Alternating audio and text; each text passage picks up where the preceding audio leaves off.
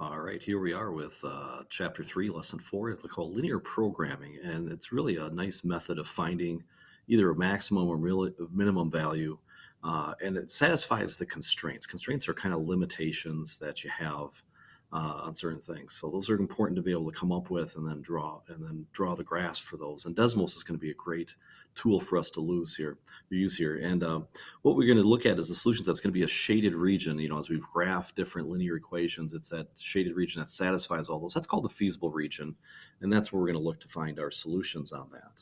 So as we kind of look here, talks about Yum's Bakery, bakes two types of bread, A and B, and so usually we're going to be comparing two things.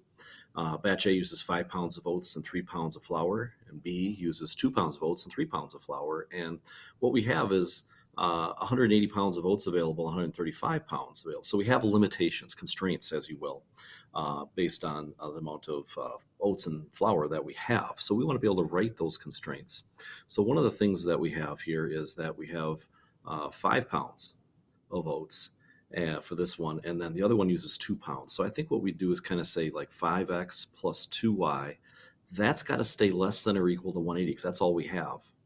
All right, and then if we look at the constraints with flour, we'd have 3 pounds. So let's go 3x plus 3y. Looks like we have flour, yeah, but that's got to be less than or equal to 135. That's what we have there. And of course, x has to be greater than or equal to 0. So does y, because you can't have negative pounds of oats and flour. So that's going to help us write our constraints as we kind of talk about those types of things. And those are the limitations that we have. Now, the way to find solutions then is to graph these. And I think Desmos is a fantastic tool because you don't have to solve it for y. You can put it in the form that it's in, and you can graph those. So as we go ahead and graph those using for friend Desmos, we kind of see that we have this shaded region. This is called the feasible region. And one of the key things we're going to be looking at are those vertices that are along here. Vertices 0, 0. Here's one that evidently is 36, 0. Now, it'll be easier on Desmos to actually touch the point. It'll tell you exactly what it is. There's a point right here that's 30, 15. That's a good combination. Then we have 0, 45. So those are some ways that we can certainly check them out and see what those points look like. Those are going to be key points down the road here. So what we're going to try to do is we're trying to find an objective. And our objective a lot of times is either to minimize costs or something, or a lot of times it's maximizing profit. So that's kind of what we're going to be looking at using that feasible region. All those things in the shaded region satisfy those constraints, but we want to get the one that gives us the optimal solution. And of course, a lot of times that's a maximum profit is what we're going to look for. All right, so here's the vertex principle of linear programming. If you're looking for that point, that's the optimal point, it will always be at one of the vertices of the feasible region. Okay, so you don't have to spend time checking all those points. There's infinitely many in there. So put your focus on the vertices is what we're going to look at. So going back to our problem that we had before, let's say that batch A gives us a $40 profit when we make that, and batch B gives us $30. So how many of each type? So basically what we're saying is, okay, keeping those constraints in mind, what combination of batch A and batch B is going to meet those constraints, but also then give us the highest profit. And so our profit function here, 40x plus 30y, we're going to take those points and substitute them in for x and y based on these constraints. Okay, so once again, we're picking out these points here, 0, 45, 30, 15, 36, 0.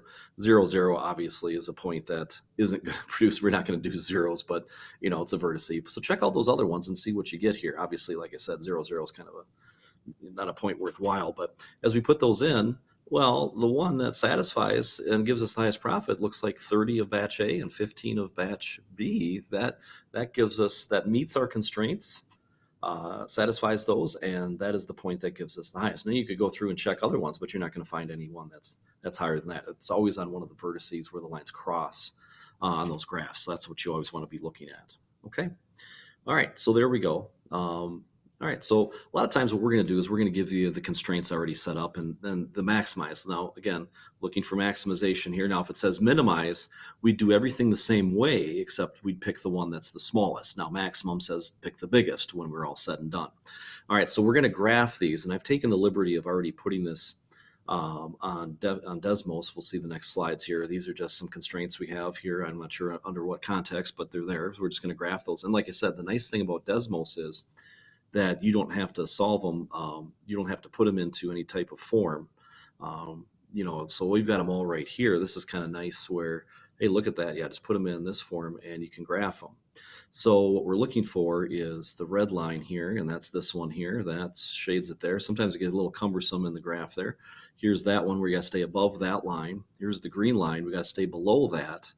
And then the purple line, we got to stay below that as well. So really what we're doing is we're kind of looking in this little region right in here, I think is what we're looking for, right in there. That's our feasible region in there. So what we want to do is we want to go ahead and pick out points that are there. So here's a point right there, and that's a nice thing. You just touch it. Okay, well, 3, 1.5, that would be a good point to check out. 2, 3 is a good point. 0, 4, and also 0, 1.5. So all four of those points are really good points. They're on they're vertices. They're on the border of that feasible region where we have some intersecting lines, and those are the ones that we're going to try to choose to see which one gives us the most. Okay. And again, if it was a minimization problem, we would just find the one that gives us the least. So by putting in those points, we can see once again here that, oh, there we are. Yeah, 2, 3 seems to give us the highest. So that's the maximum value profit of 140. All right, so that's kind of how linear programming works. We'll give you some practice kind of looking at those types of things. And